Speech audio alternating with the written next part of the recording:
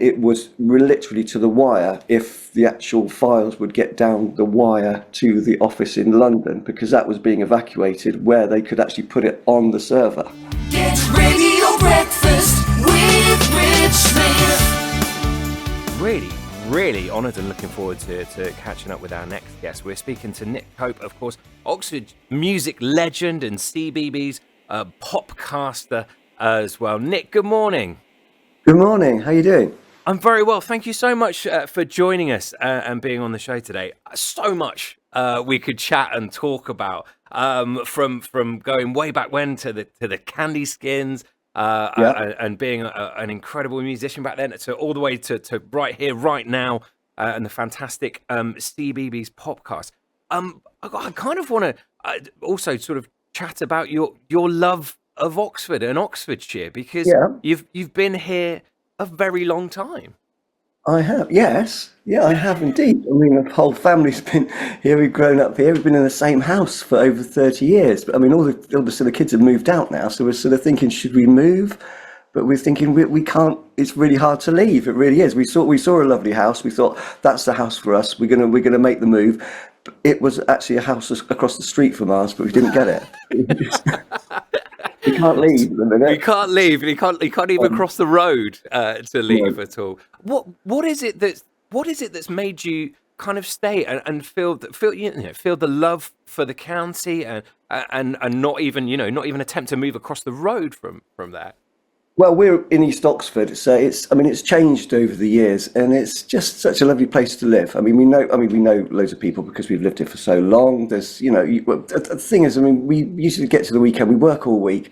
If we're not doing a concert or whatever, we're hanging around in town, at home in Oxford, and we'll think, okay, what should we do? Because we don't drive around, because we do that for a living. We go and do touring and stuff, so we're usually on the road.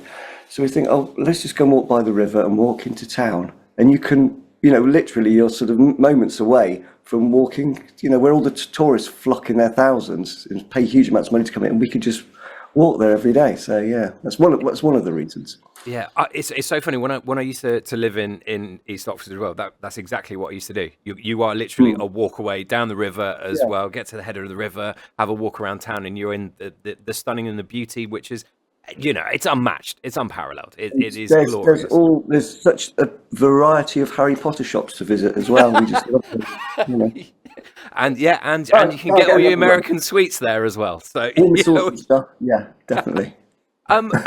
Sort of moving on. When I was doing those walks, when I was living in East Oxford, was around 2020. We all know what happened in and around 2020. But a marvelous and wonderful thing that happened in 2020 with you is the CBeebies Popcast, which has gone from strength to strength into series 3 now, I believe. Yeah. And just tell us a little bit about how that was born about, because that came about sort of right slap bang at the middle of the pandemic, if you like. We were very, very lucky to get out in time. But going back a little bit, how it started, there's an amazing gentleman called Glyn Hayward who was at Brooks years ago. It was probably the Polytechnic back then, and he was a big fan of the Candy Skins. So he used to come and see us play, and we sort of he came to the gig, he hung about backstage. I later found out this because I didn't remember all this.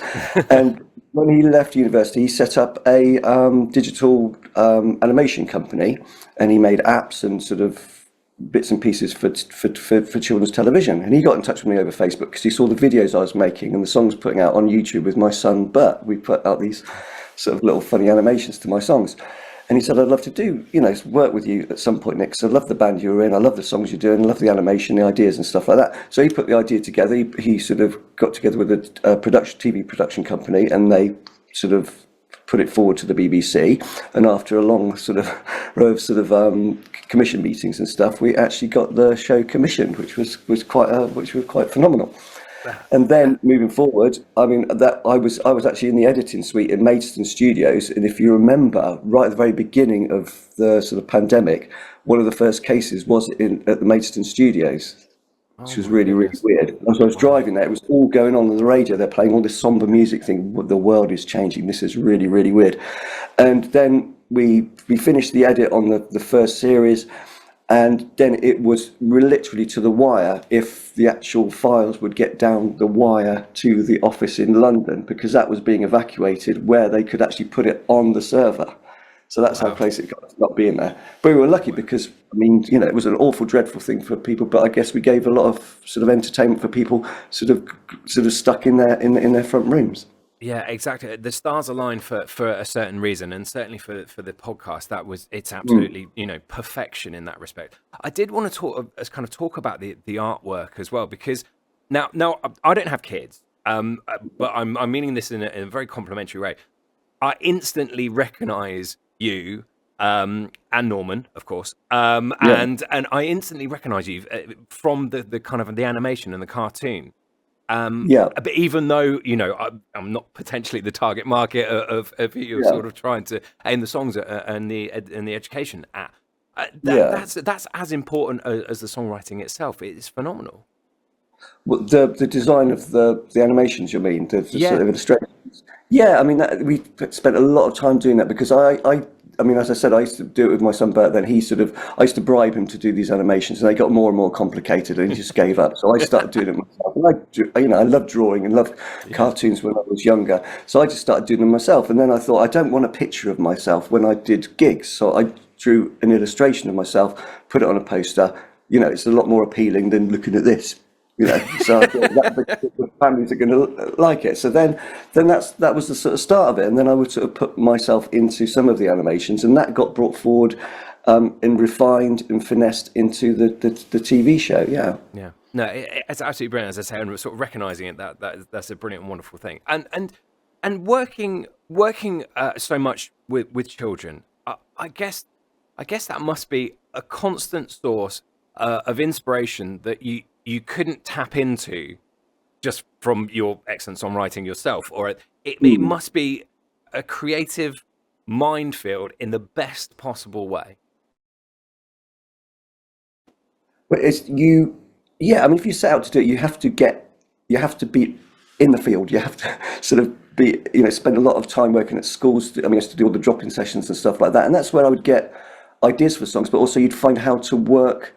How the songs would have to work, and sometimes I just I'd play a song at this sort of a session. Thought, oh, this is the best song I've ever written. They're going to love this, and the parents would be on their phones, and the kids would be screaming, trying to go out the door. And then I thought, well, that one didn't work then. So then I think, okay, either rework it or what will get them interested. So it was lovely having the sort of the facility of putting animation, because that's what I use now in the live shows. I use a lot of the animations which I do myself. And they're on the backdrop. So if I want to do a quiet sort of narrative-based song, I can in a room full of so hundreds of people, and then I've got their concentration. So that's really beneficial. Amazing. And speaking of live performances, obviously the reason that we're on today, of course, is a performance next weekend at Septembersong. And I know you've performed and done a lot with Septembersong over the years.